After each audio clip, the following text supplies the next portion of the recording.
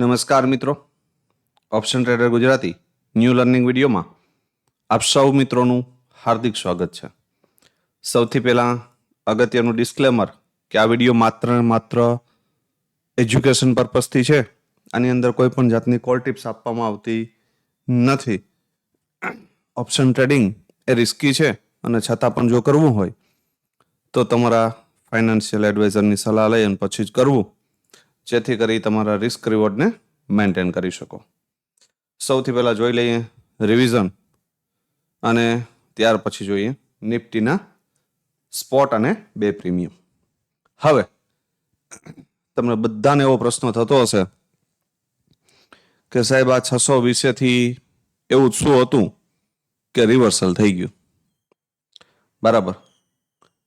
હંમેશા એક વસ્તુ યાદ રાખવાની કે માર્કેટની અંદર જ્યાં સુધી બાયરના એસએલ છે ત્યાં સુધી માર્કેટ એ ડિરેક્શનમાં જવાની પોસિબિલિટી છે. જ્યારે બાયરના એસએલ નથી હોતા ત્યાં લિક્વિડિટી હોતી જ નથી. એટલા માટે જ કીધું હતું કે ભાઈ 620 જો ગેપડાઉન ઓપન થઈ જાય તો પછી આ જગ્યા ઉપર નજર રાખજો. આ જગ્યા ઉપરથી સપોર્ટ લઈ શકે, કેમ કે આ સ્ટ્રોંગ સપોર્ટ એરિયા છે અને એક જ કેન્ડલ નીચે ક્લોઝ કરી સેકન્ડ કેન્ડલ ઉપર ક્લોઝ કરી દીધી. મસ્ત મજાનો સપોર્ટ લીધો અને બાઉન્સ બેક કરાવી લીધું. ક્યાં સુધી? તો કે જે ઝોનને અહીંયા બ્રેક કર્યું હતું ને એક્ઝેક્ટ ત્યાં સુધી. તો આ જે વસ્તુ છે એ રિકોલ છે. શું છે રિકોલ? મતલબ કે તમારા એક્સપિરિયન્સના દમ ઉપર તમે આ સ્ટેટમેન્ટ આપી શકો. બરાબર. આપણા એનાલિસિસ વિડીયોના પ્રીમિયમની અંદર એક લેવલ આપણે આપ્યું હતું 22 રૂપિયાનું.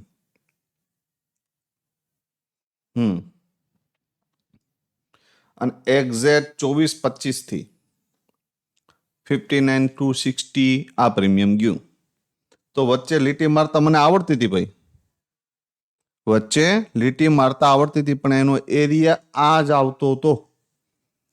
સમજાય છે? હંમેશા કોઈ પણ માર્કેટ એના સ્ટ્રક્ચરથી વિરુદ્ધ ક્યાંય જાય નહીં. યા તો એના આ ઝોન બ્રેક કરી દેવું પડે ને અહીંથી બાઉન્સ બેક કરવું હોય તો આ એરિયામાં 80% કેસની અંદર જવું પડે. બરાબર. તો હંમેશા જ્યારે આવા રિવર્સલ આવે ને ત્યારે આની અંદર 2x ફંડ ઇઝીલી થઈ જાય. પણ અહીંયા તમારે રાહ જોવી પડે. એક વખત ટ્રેડની અંદર એન્ટ્રી કર્યા પછી ટાર્ગેટ ન મળે અથવા તો નિયર ટાર્ગેટ ન પહોંચો ત્યાં સુધી આ ટ્રેડ એક્ઝિટ કરી શકાય નહીં.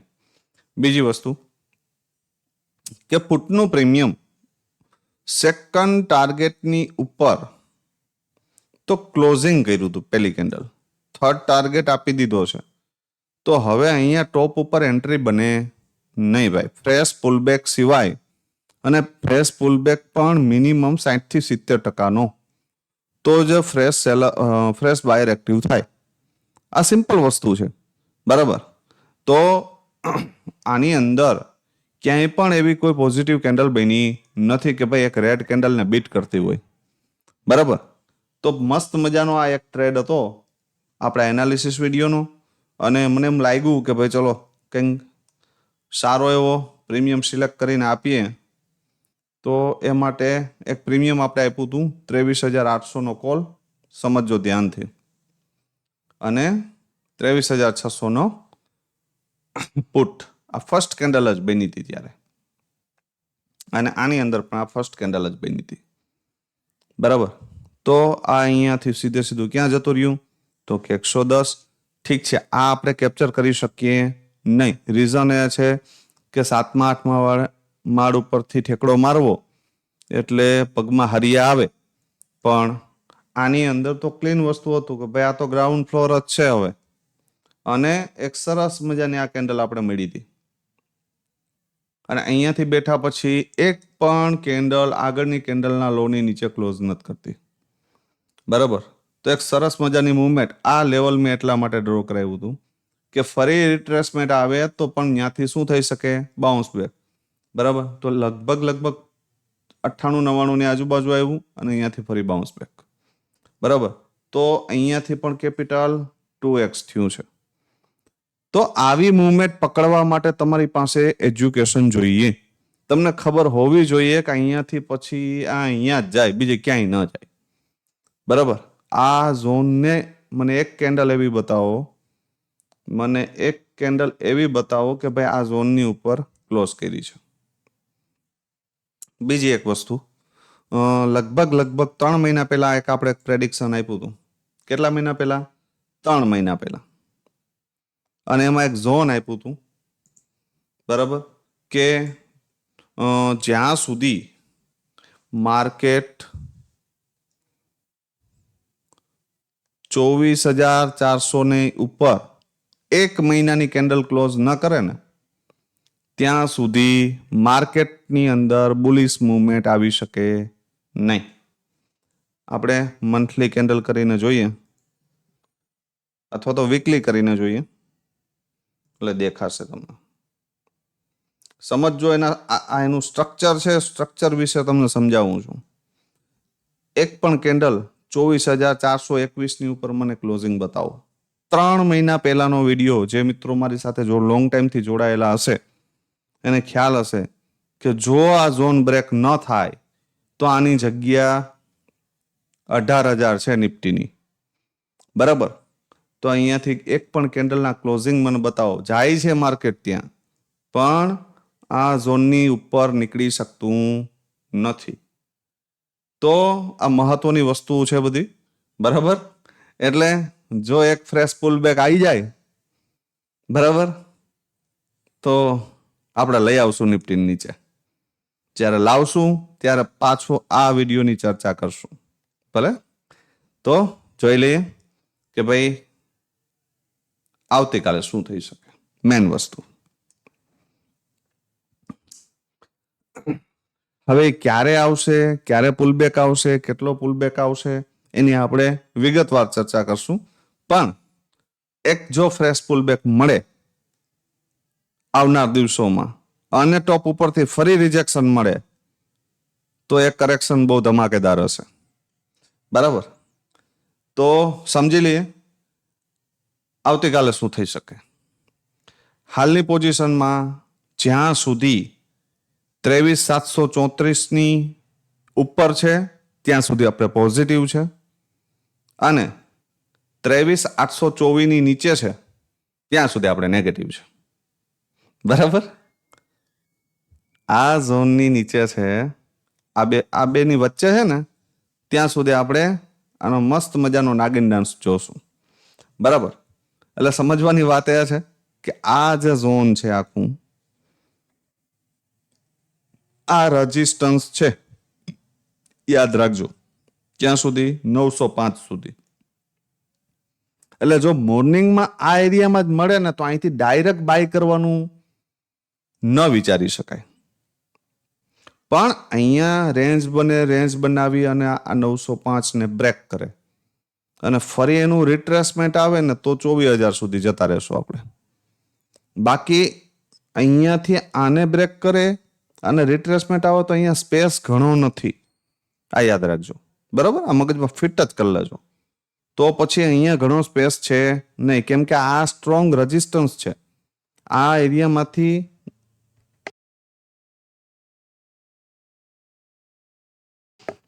ગમે ત્યારે સેલિંગ આવી શકે, ઇટ્સ પોસિબલ. બરાબર, આ મગજમાં ફિટ કરી લેવું.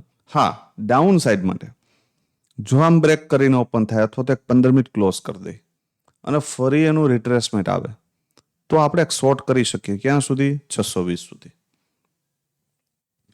એક વસ્તુ ક્લિયર છે, આ જે ઝોન છે આટલું, બરાબર, આની ઉપર આપણે 24,000 નું લેવલ જોઈ શકીએ, આની નીચે 620 જોઈ શકીએ.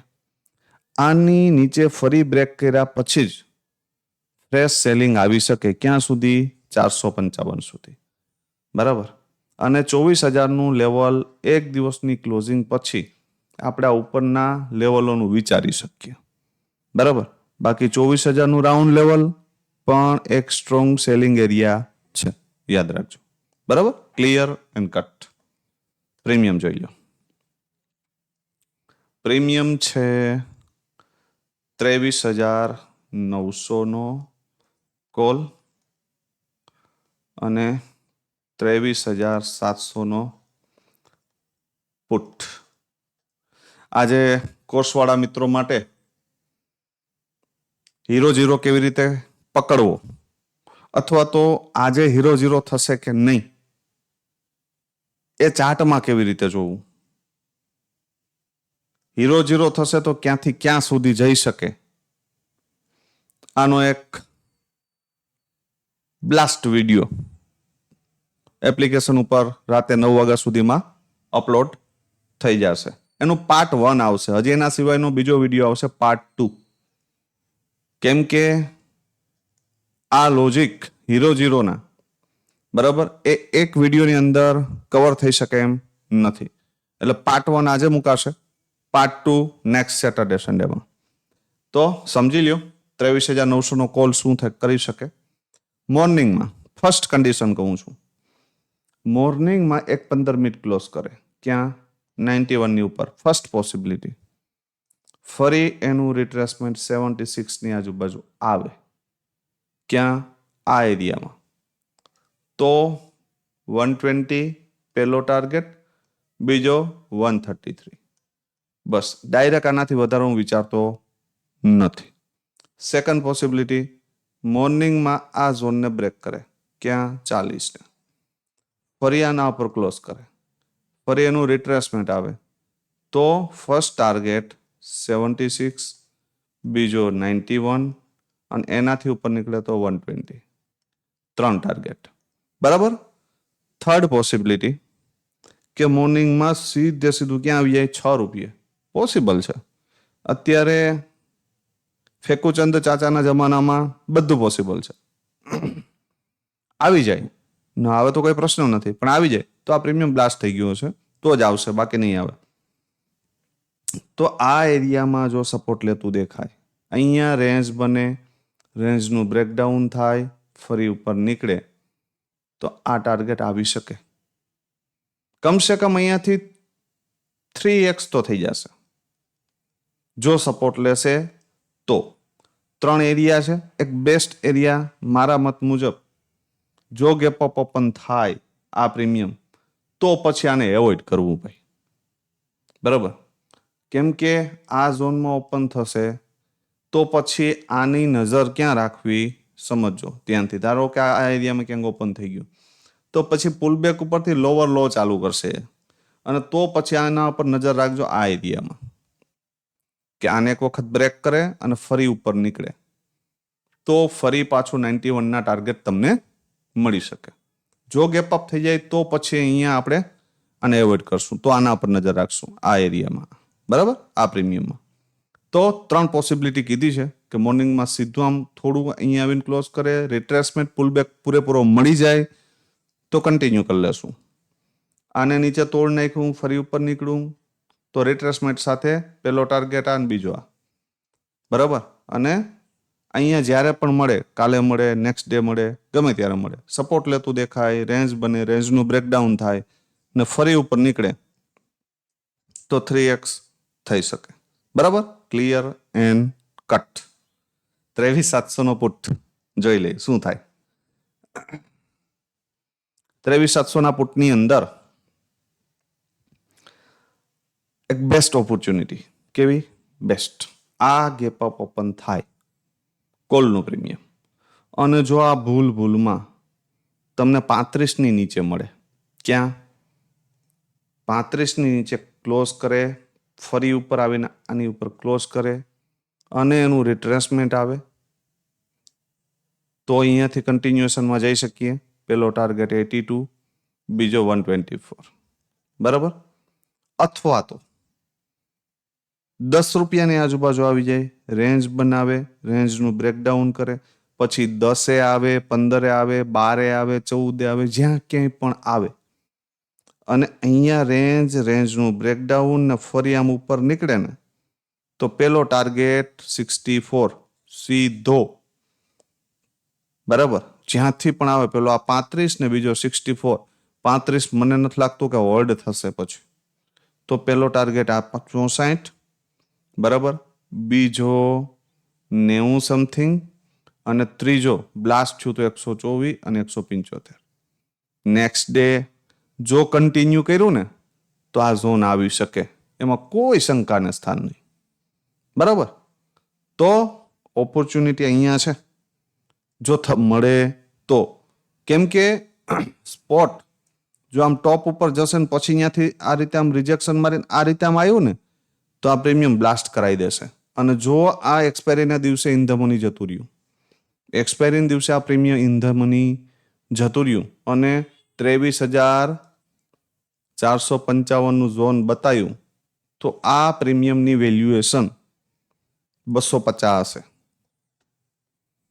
બરાબર, પણ આવ્યું તો કમસે કમ 23,600 આવ્યું તો આ પ્રીમિયમની વેલ્યુએશન કેટલી હશે? 100 રૂપિયા. બરાબર, એટલે 15 રૂપિયા કે 12 રૂપિયા કે 20 રૂપિયા લીધેલી વસ્તુની વેલ્યુએશન 100 થતી હોય તો 20 રૂપિયા એની બાય કરી શકાય, એમાં કોઈ ખોટું છે નહીં. બરાબર, તો ધ્યાનથી સમજજો. પહેલી ઓપોર્ચ્યુનિટી આ કે મોર્નિંગમાં આ વસ્તુ થાય તો અહીંયાથી બાઉન્સ બેક કરી શકે. બીજી વાત કે મોર્નિંગમાં હેવી ગેપ ડાઉન થાય આ પ્રીમિયમ અને 10 રૂપિયાની આજુબાજુ મળે તો અહીંયાથી 3x તો છે જ સપોર્ટ લઈ તો સીધો આને તોડી નાખે ને ફરી ઉપર ન નીકળી શકે તો કોઈ પ્રશ્ન જ નથી. પણ જો આને તોડે ને ફરી ઉપર નીકળ્યું ને તો કમસે કમ પહેલો ટાર્ગેટ 35, બીજો 55 અને ત્રીજો 82. બરાબર, આ બેસ્ટ ઓપોર્ચ્યુનિટી.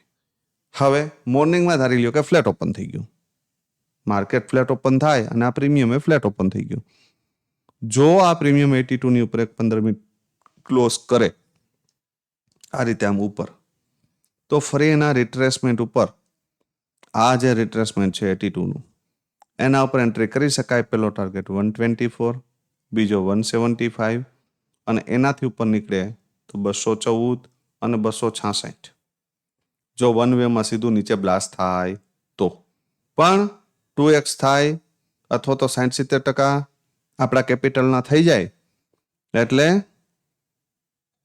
20% જ ક્વોન્ટિટી આપણી હોવી જોઈએ. બરાબર, તો આશા રાખું છું કે આ માર્ગદર્શન મુજબ તમે તમારા વિવેક બુદ્ધિનો ઉપયોગ કરી અને કામ કરશો. દિવસમાં 1 અથવા 2 જ ઓવર ટ્રેડ કરશો, વધારે ઓવર ટ્રેડિંગ કરશો નહીં. તો આપ સૌ મિત્રોએ શું કર્યું અગાઉના ટ્રેડિંગ સેશનની અંદર, બરાબર, અને પ્રોફિટ કર્યો છે કે લોસ એ ખાસ કોમેન્ટમાં જણાવજો. મારા વિડીયો જોઈ આપ સૌ મિત્રોએ ઓવર ટ્રેડિંગ કેટલું ઓછું કર્યું છે એ પણ ખાસ રિવ્યૂ આપજો, એટલે જેથી કરીને મને પણ ખ્યાલ પડે કે ભાઈ હું જે આ એફર્ટ આપું છું એ એફર્ટથી આપણા જ ભાઈઓને કંઈક ફાયદો થાય છે. તો જોઈએ આપ સૌ મિત્રોના રિવ્યૂ કેવા આવે છે આજે. બરાબર, ફરી મળીએ નવા વિડીયોમાં. ત્યાં સુધી જય માતાજી, હર હર મહાદેવ.